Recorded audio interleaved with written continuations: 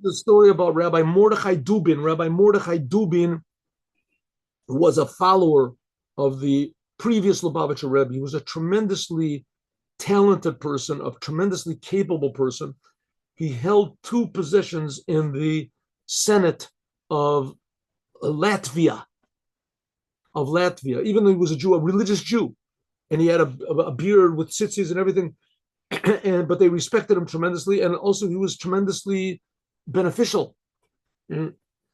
But he was a Jew after all, and he was a Chassid, and he was especially hated by a lot of people. Had a lot of enemies. At one point, he was fantastically rich. He had all, in addition to what he did, he had a huge factory with 2,000 workers in it. He died a very, very tragic death. But in any case, so he was pursued a lot. This is an amazing story about him. He was the one of those that was very, very instrumental of getting the Rebbe, the previous Lubavitcher Rebbe, out of Russia, because the previous Lubavitcher Rebbe was sentenced to death by the communists, by Jews, by the way, and they really wanted. But there was a mix-up. The first night he was there in prison, they were supposed to kill him immediately, and they didn't.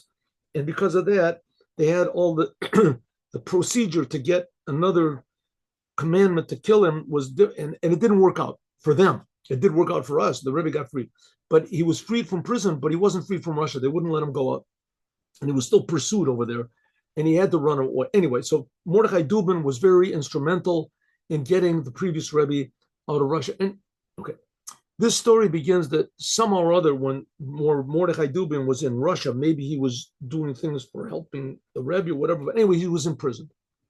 He was caught and he was put into prison. As soon as the Chabad Hasidim heard about this, so they did whatever they could, and they obtained for him a, a release. So the commander of the prison got a letter that Mordechai Dubin must be released from the prison. So he figured, okay, he'll release him, but he's going to do it on his own terms. He didn't say when. So how did they used to kill people in this prison? They would wake a person up like at 2, 3 in the morning, whatever, and the person was totally, disoriented. They would take him out into the courtyard, and it was cold. This is in the middle of winter. They would take him out of the cold in just his pajamas or whatever clothes he had, and put him against this wall. It ends up that the wall here was the door of the prison. The prison door, the outer door of the prison was thick iron. They would put him against this wall. They would let him count up to 3, and they would shoot him. Or they would count up to 3, and they would shoot him and kill him. And then they would throw him out to the wolves. The wolves were the burial society because they didn't want to dig a hole and put a person. The ground was hard. So that's what they did with Mordechai Dubin. They didn't tell him they had an order to release him. They woke him up at 2:30 in the morning, dragged him out into the courtyard, put him against this wall, took their guns, aimed at his gun, and said, okay, 1, 2, he screamed out Shema Yisrael. They opened up the door and they threw him outside, and they slammed the door shut. And they were laughing and laughing. So he said, please, if you're going to throw me out, throw out my coat. It's freezing cold. It was like 20 degrees below zero. And they said, we have an order to free you. We don't have an order to free your coat. If you want to come back in to get your coat, then we don't have to free you again. We already freed you once. That we did what we were supposed to do. So we realized that he had to do something quick. So he saw in the distance lights or whatever, a town. He saw the silhouette of a town, whatever, in the distance. So he started running and running and running. And he ran, and it took him like, a half an hour, whatever, to get to this. By the time he got there, he was already 3/4 frozen. And he was about to knock on the first door. It was 3 in the morning. He realized that if he woke the people up and they opened the door and they saw a Jew, that they would kill him without any doubt. They would kill him. They would.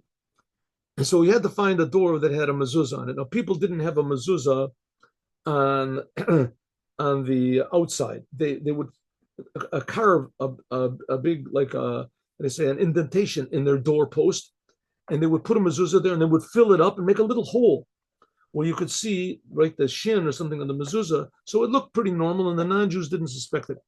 So he went from door to finally he found a house that had a little mezuzah, and he couldn't even speak. He knocked on the door, and he heard that inside someone opened up a little hole, looked out, and the man inside said to his wife, his wife said, "Who is it?" And he said, "It's just some maniac that escaped from prison. Let's go back to sleep."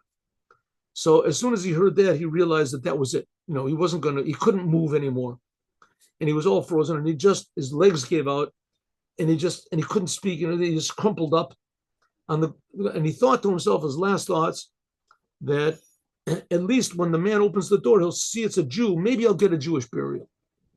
And then he thought to himself, 1 second, this man's going to open up his door and he's going to see that he killed a Jew.